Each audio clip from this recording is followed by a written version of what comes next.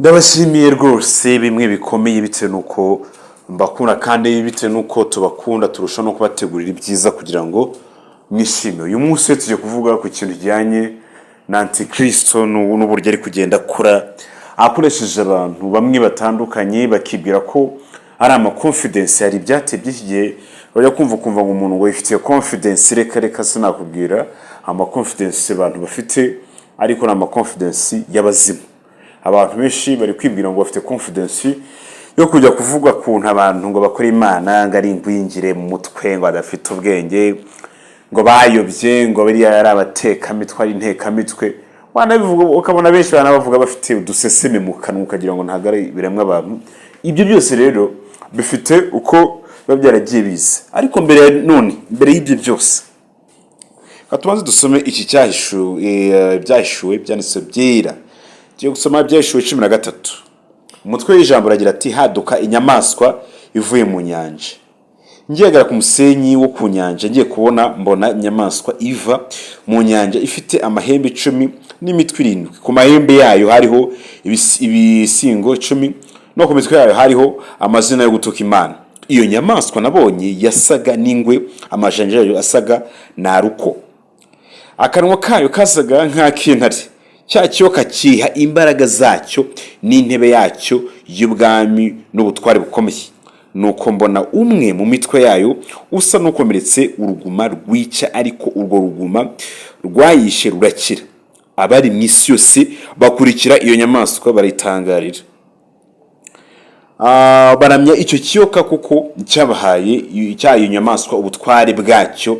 Baramya niyo nyamaswa bati ninde uhwanye n'inyamaswa kandi ninde ubasha kuyirwanya. Ihabwa kanwa kavuga ibikomeye n'ibyo gutuka Imana. Ihabwa no kurama ngo imari amezi 42. Ibumburira kanwa kayo gutuka Imana no gutuka izina ryayo n'ihema ryayo n'abo mu ijuru. Ihabwa kurwanya abera no kubanisha. Ihabwa no gutwara imiryango yose n'amoko yose n'indimi zose n'amahanga yose. Abari mu isi yose barayiramya. Umuntu wese izina rye ryanditswe mu gitabo cy'ubugingo cy'umwana w'intama watambwe uhereye kuremwa kw'isi. Ufite ugutwi niyumve. Nihagira ujyana abandi ho iminyago, nawe ubwe azajyanwaho umunyago, kandi uwicisha abandi inkota nawe akwiriye kwicishwa inkota. Aho niho kwihangana kw'abera no kwizera kwabo. Aho niho kwihangana kuri no kwizera kwabo. Reka dukomeze ahandi. Hari umutwe ugira ati haduka indi nyamaswa ivuye mu gitaka.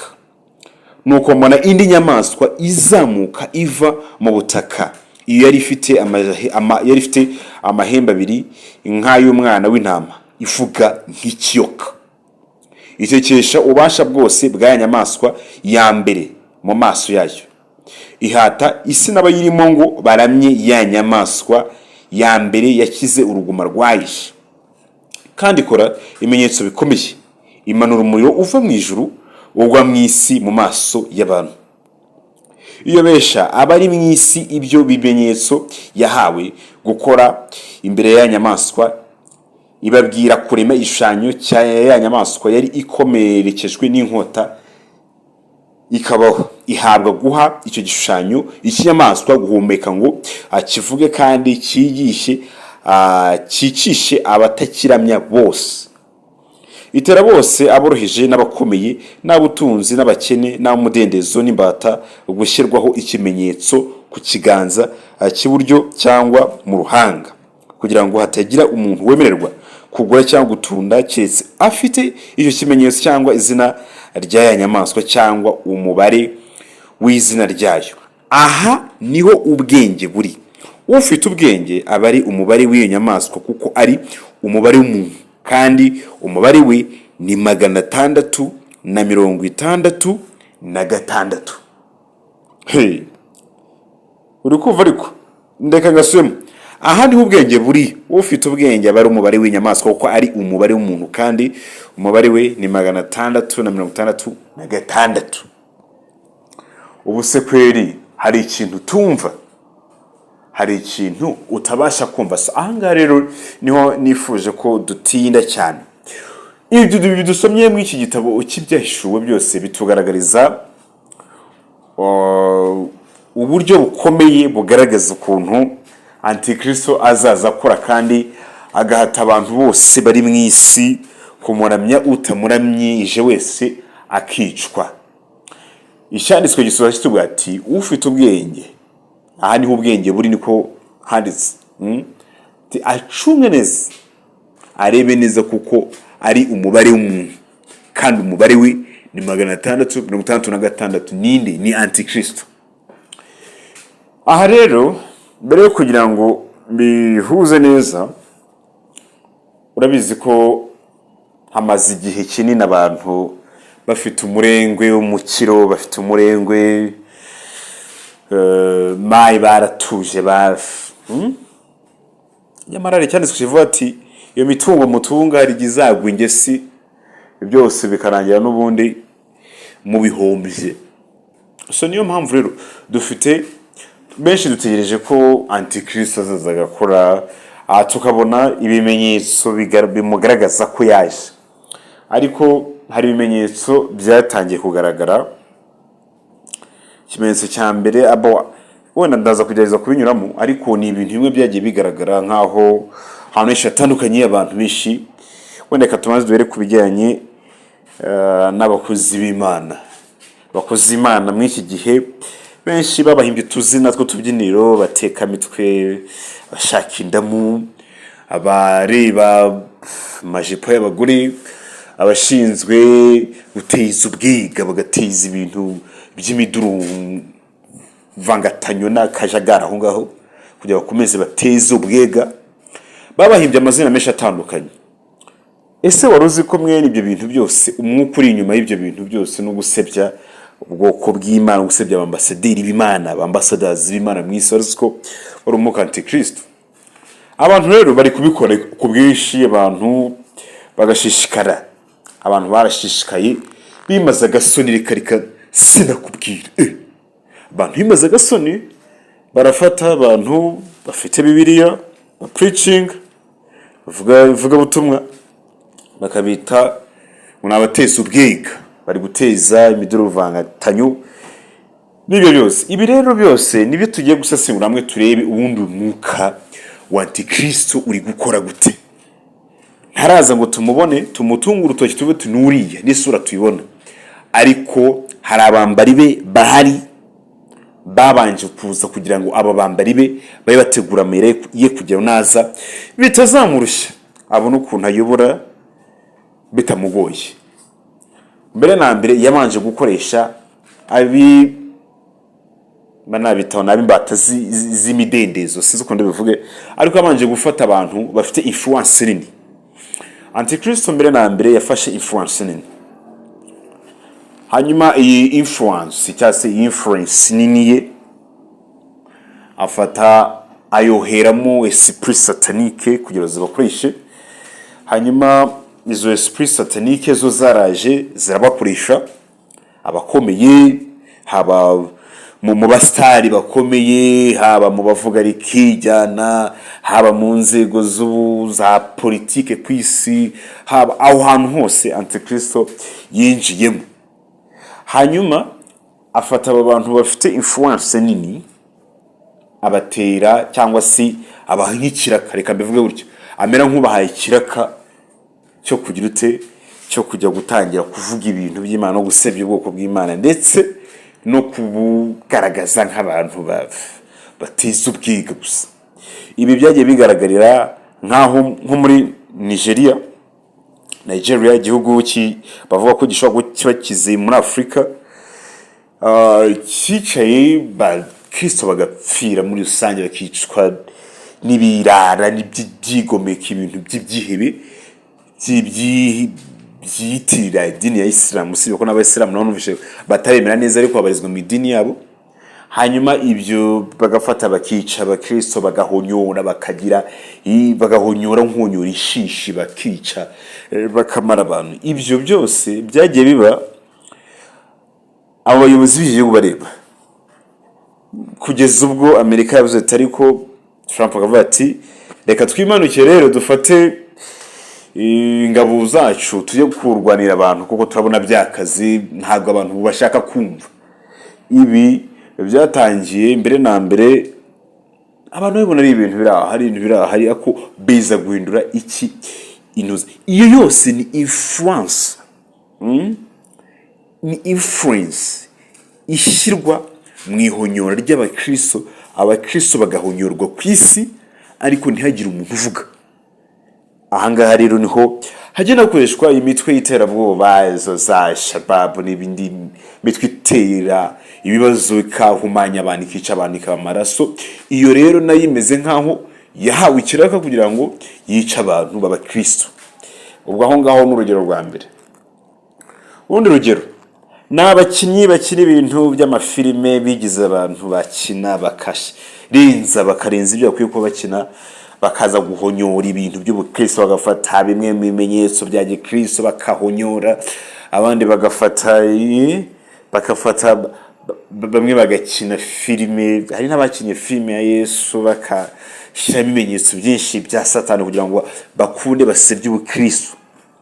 Iyo bose ni abantu bafite influence ni abantu bavuga rikijyana. Harimo n'abahanzi twagiye tubabona benshi batandukanye, hakazamo n'abandi bakomeye bose. Ahanga no hambere ni kuki antikristo yabanje gukoresha umwuka, yabanje gukoresha influence, no kugira ngo iyi influence ibashe influencing abantu benshi, kuko abantu murabizi ko benshi abo ngabo tuvuga bafite amazina azwi nibo dufatira icyitegerezo. Iyo bavuze turumva, bavuga ibipfuye turumva, bavuga ibigoramye turumva, bavuga ibidafite umutwe n'ikibuno turumva.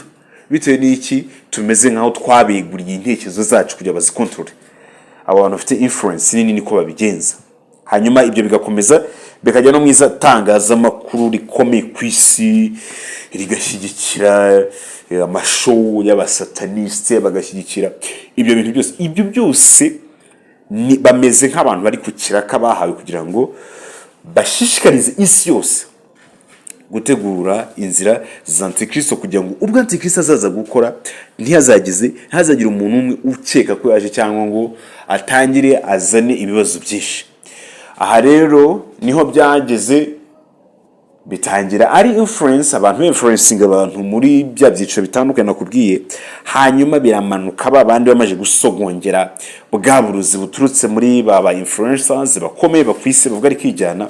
Hanyuma byototera abantu baciye bugufi, none sasa ba rubanda bugufi nabo rero kuko bagiye babyumva abantu babikora benshi. Ubu ntawe ugitinya kuvuga ko abakozi Imana n'iteka mitwe n'abantu donc twabaciriye imanza, nibo bantu bakuri ibintu biri ku isi, nibo bantu ba mbere isi yabarigeze igira babi, nibo babi, donc nibo babikurusha ibyihebe byica abantu, nibo babikurusha ibyihebe.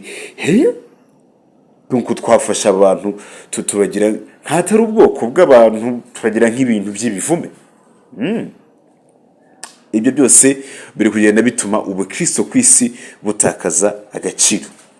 Hanyuma rero uko byagiye bizamuka byagiye bigira influence. Sasa rero urugero none natanga rw'ukuntu yaguha urugero rutoya rw'ukuntu umuntu usanzwe ashobora kwatakwa n'iyi mwuka wa antikristo.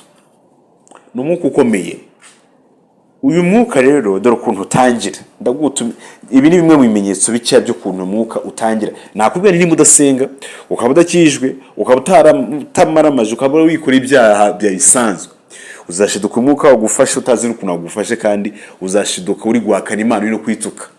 Niko bizamera bitewe nuko uyu mwuka uri kwinjira abantu badasenga, abantu batazi iyo biva niyo bijya, mwene bagashiduka bagenda mu icyo kigare, hanyuma kugira ngo bazarimbukanwe nande n'umwanzi w'abantu. Ibi rero ahangaha rero niho tujye kugaragariza bimwe mu bimenyetso bibiranga. Ikimenyetso cya mbere bajya kumva kugira ngo mbere na mbere abantu bakoreshwa n'umwuka antikristo, dore ukuntu bumva babameze cyangwa se dore bimwe bigiye bibaranga, kandi ni iby'ingenzi kandi birakomeye. Mbere na mbere babanza kumva umuntu ubwiriza cyangwa abantu bavuga Imana ku ruhande, bikabajena, kumva umuntu arajenwe, kumva umuntu abaye nk'umuntu urembye cyangwa ufite ikintu kimujennye. Donc no kuva muri we hari ijwi, hari amajwi amubwira ati aba bantu barabangamye, aba bantu bateje ikibazo. Mwene abo rero ni handi bavuga bati niyo baririmba bahimbaza biradusakuriza, nyamara muri boate barara basakuza, hanyuma no mu bindi birori bakasakuza bakamarirayo. Ariko usenga basakuza kuko harimo ya influence nakubwiye na esprit satanique ibikoresha bantu bamwe na bamwe, bakavuga ati urabizi ibintu biri kubangama, biri gusakuza. Nguko uko umwuka antikristo utangira kwataka umuntu. Sasa nyuma y'ibyo umuntu yajya yumva yacana radio, umuntu acana radio, bajya kuri radio yabagishyira ubushinge ahantu bavuga nk'ijambo ry'Imana n'urugero, kumva arabangamiwe, akahita asimbuka. Niyo mpamvu uzajya usanga ahantu henshi hatandukanye amaradiyo menshi ni za ndirimbo tuzi, ni ibishego, ni ba Bruce Melody, ni ba The Ben, nabo ngabo baba bari hehe mu maradiyo menshi y'abantu. Kandi ubushakashatsi twakoze twamenye ko burya ijambo ry'Imana ibwirizwa ku maradiyo menshi, ariko ntago abantu bajya bafata umwanya ngo baryumve. Bitewe n'iki? Esprit satanique zirabakurisha, iyo bagiyeho bumva amajwi babwiye ati ahantu mahave, bakumva barabangamiwe bikomeye, bakumva ameze nk'abantu barembye, bakomeje kumva ibyo bintu, bakomeje kumva iki ijambo ry'Imana, bakumva ameze nk'abantu barembye. Ibyo byose rero ni esprit yandi ya antikristo ari gukoresha kugira ngo abantu bazinuke ibintu by'Imana babihage, ntibazongere kubyumva. Niba bajya babyumva bumva ari ibintu bisharira cyangwa bibateje ikibazo, cyangwa zumva ari ibintu bibanukira. Umuntu nabyumva binuka. Umuntu yumva aho bahimbaza Imana baramya Imana yumva binuka. Umuntu niyumva ijambo ry'Imana yumva binuka. Umuntu anajya no gusenga ntafashwe yumva ariko tangirira ayanariza avuga atari kuriya buriya ari kuvuga ibiki. Izo niki niko esprit zataka abantu, ni esprit satanique zataka abantu. Sasa rero hari uwo nabonye nawe ejo bundi ariko banze nawe zaramwatatse tu, banze zaramwatatse umwuka aramuhanzweho kabisa, kugeza ubwo yaje gatangira kubaza Imana, utari ko Mana ngo ugira ubwenge, ngo Mana ugira ubwenge, ngo ugira ubwenge. Anayikanga rega, ayikanga wagira ngo ni ayikanga wagira ngo n'umwana w'imyaka ingahe ari kubwira ati Mana ugira ubwenge, wagira n'umwana w'imyaka ingahe ari kubwira ati ariko Mana ugira ubwenge. Nguko uko izi esprit zikora. Natangiye mbikubwira nibihera mu hejuru bahawe ububasha bakabikora nk'ikiraka, hanyuma bikagera mu bo hasi nabo bagatangira kwatakwa n'uyu mwuka wa antikristo. Nguko uko uyu mwuka uri gukoresha abantu benshi batandukanye ku isi, abantu bakumva ibintu by'Imana. Harimo ikindi, harimo n'abari kumva ibintu by'Imana bakabijyaho impaka. Waruzi ko no kujya impaka zigamije gusenya ibintu by'Imana, uziko nabo ese nabyo mwari muzi ko bari umwuka antikristo? Ese mwari muzi ko ari esprit satanique zaziri inyuma y'ibi bintu? Abantu birirwa bajyamo bajya ku bantu bagasanga bifasha bajya ahantu bari gukora ikintu kimeze nk'impaka, ni za Imana z'abazungu, ni izo niki, namwe mumenye ko mwahanzweho n'umwuka. Sasa rero abahangwaho n'imyuka nk'iyo ngiyo nibo bari gukora ibi. Abo rero nabo antikristo ari kubakoresha mu buryo nabo batazi, ari kubakoresha buhumye kugira ngo bakunde bamukorere ku mbaraga. Niyo mpamvu bimwe bimenyetso nkubwiye nuramuka wisanzeho muri bimwe bimenyetso navuze ahangaha, umenye ko nawe watangiye guhangwaho n'uwo mwuka ukuriho. Niyo mpamvu nusanga imeze gutyo uze kugira uti uze gusenga Imana igufashe. Ariko nimba ufite, ariko none usenga Imana mu gihe none ufite umutima muzima, umutima wabaye akahebwe, warigize ikigomeko, warigize ikigande, ntabwo bikunda, kuko ntabwo mwuka ajya kurana n'imitima y'ibigande. No, ntabwo bikunda. Ntabwo Imana ijya ifata abantu ku mbaraga. Hoya, ibi byo ntabwo mbyemera, nta nubwo ari nabyo. ntabwo umwuka wera ajya afata abantu ku mbaraga kugira ngo yirwa yinginga abantu, arwane n'abantu, aruhanye n'abantu kugira ngo abantu bakunde bumva. Akora n'umuntu ufite umutima umenetse. Umutima umenetse tuvuga ni umutima woroshye, ukabasha kumenya ko bimwe mu bimenyetso twavuze hano ari amakosa. Bimwe mu bimenyetso twavuze hano ko umuntu ari gukoreshwa n'uwo mwuka, umuntu akabanza akabimenya. Naho babandi babimenya ariko bakorera akajya akabatarika amadini y'iki abantu bavuga ubutumwa bishije maye, ukabona abantu kandi umuntu arabivuga afite n'agaseseme mu kanwa arenda kuruka we, akavuga abakozi Imana ubona agaseseme kamwishe, maze hari abitwa ngo nabakire ngo batunze itunga. Yewe Bibiliya haragira akavuga ati ubukire bwanyu buzagwa inyo, cyangwa se nibutagwa inyo iravuga ati buzagwa ingese. Ubwo rero harimo abantu ugasanga bafite umukiro warabariye, bararinzwe, baratamye, bararengwa, bakajya kwirirwa bahagira ku bintu by'amadini, bavuga n'amadini y'abasata. Ugasanga abantu bari kwirirwa bihaye abakozi b'Imana, baravuga, barasenya, barahirika, baramenagura. Ibintu byose byaradugiriye hejuru y'uyu mwuka wa Antikristo. Uyu mwuka uri gukora. Nimba rwose udafite umutima w'ikigande, cyangwa se ukaba utari ikigande, ariko nkwibutse ko n'ibigande nabyo hari igihe cyabyo bizagera byo bikagandurwa. Ugira ikigande kigira ikintu cy'ikinani, ikintu kitumva, ikintu gifunze umutwe, ukagira ikintu cy'ikigomeka, ikintu kidafite forume. Ariko hari igihe kizagera ubwo bwigomeka bwawe buhinduka amazi, ubone ko wari wese. Niyo mpamvu rero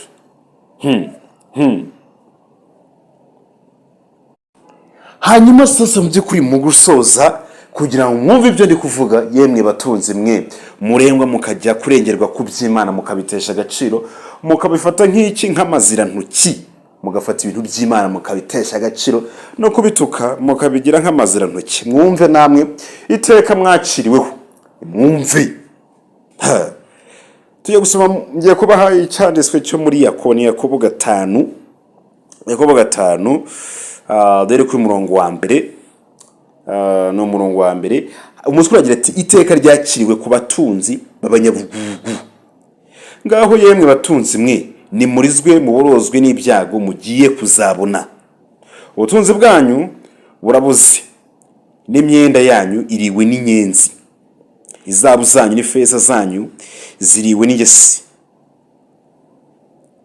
Ingesi zazo nizo izaba umugabo wo guhamya, izarya imibiri yanyu nk'umuriro, mwambitse ubutunzi bwanyu mu minsi y'imperuka. Dore ibihembo by'abasaruzi byasaruye imirima yanyu, ibyo mwabishimishije uburiganya birataka, kandi umuborogo wabo basaruzi winjiye mu matwi y'Uwiteka Nyiringabo. Mwadamarariye mu isi mwishimira ibineza niza, ibibanezeza bibi, mwihagije mu mitima ku munsi wo kurimbuka. Umukiranutsi mwamuciriyeho iteka, muramwica atabarwanya. Akantu kangasubira kugira ngo abantu babyumve neza. Umukiranutsi, ubwo ndavuga abantu basinga, bicara muvuga ati nateka mitwe, bicara mutuka, bararushye baragowe, awufashe Bibiliya wese yaragowe, bamwe muri Nigeria barabishe, abandi babateye utwatsi n'inyoni mayi, nta ushaka kubikoza. Bafata ibyo kubwirizwa, bagafata abakozi Imana babahinduye nk'amazirantoki. Mwumva ukuntu hano havuga, aravuga ngo umukiranutsi mwamuciriyeho iteka, muramwica atabarwanya, cyangwa atabarwanyije, mugira mute muramwica. Nibyo muri kubona muri za Nigeria n'abandi bari gusebya abakozi Imana. Ariko ubwo mwumvishe uko bizabagendekera namwe. Sasa rero mu by'ukuri, nimba wibonye muri zimwe mu ntenge tuvuze, guhinduka n'umuti mwiza muvandimwe, reka ngushimira, ariko nkubweti hinduka, umwami Yesu yiteguye kukubabarira. yiteguye gufata umutima wawe wahindutse ibuye, wahindutse nk'ikigande. Biragusaba banza umwemerere uhinduke, we kuba ikigande. Kandi ikindi, umwuka wose utuka ugasebya iby'Imana, ukahindura ibintu by'Imana amazirantoki, uyu mwuka wose ni esprit satanique. Icyo cyo rwose n'abantu uzumva babivuga ujye bahunga, bazaba bari gukoreshwa n'uyu mwuka, bazaba bahanzweho n'uyu mwuka. Umwuka antikristo, esprit satanique, biri gukoresha abantu kugira basebye ibintu by'Imana. Hahiriwe umuntu utazivanga mw'ibi bintu, agaca bugufi, yakumva bari kuvuga akigendera, kugira ngo umutima udakomeza kugira ute kuboneka nabi imbere y'Imana. Ndagushimiye rero, uze kwiherera nyuma y'ikiganiro, wisubiremo, uze gusaba Imana imbabazi ahantu runaka ushobora kuba waragenze nabi mwibi byose kubwiye. Amahoro y'Imana n'ubuntu buva ku Uwiteka Imana babane namwe mwese. Amen.